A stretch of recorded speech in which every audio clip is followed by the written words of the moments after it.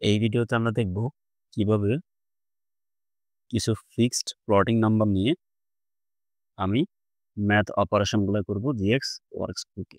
কেমন? সো আমরা আমাদের লাস্ট যে ভিডিও সেখানে আমরা আসলে প্লটিং পয়েন্ট অপারেশনের জন্য ডাটা রেজিস্টার ইউজ করে কাজগুলো করছিলাম। এখন আমি চাই যে না আমি এখানে ডিরেক্ট প্লটিং নাম্বারটা লিখে দিই যে আমার 1.5 এর সাথে 2.5 যোগ হবে। কেমন? সো আমরা সফটওয়্যারে এসে আমাদের আগের মতোই আমরা একটা আসলে আ মনিটরিং অ্যানাকোন্ডা কিনে রাখছি স্পেশাল মেমোরি, যেটা সিপিইউ পাওয়ার সাথে, সাথে অন হয়ে যাবে। সো আমি এখন ফ্লোটিং পয়েন্ট যোগ বিয়োগের জন্য আমি যেটা লিখব ডি এট স্পেস দিয়ে দেখুন রিয়েল নাম্বার। রিয়েল নাম্বার বোঝানোর জন্য আমাকে লিখতে হবে ই 2.1 স্পেস ই 2.1।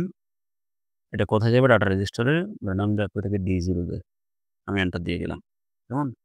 হচ্ছে ডি এট।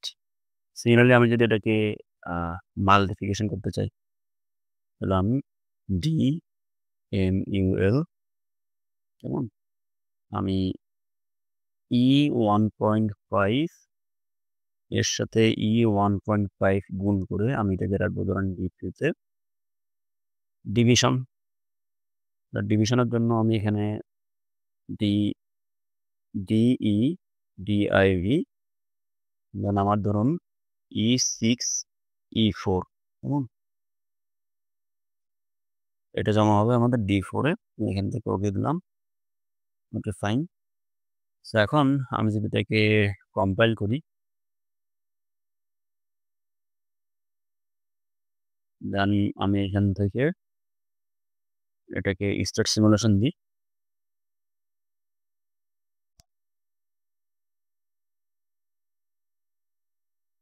তাহলে দেখুন আমার সাথে আসছে ডি অ্যাড এর আমাদের 2.1, 2.1, 4.2 হয়ে গেছে। ডি ডিভাইডে আমাদের রেজাল্টটা কি? দশমিক আকারে আসছে।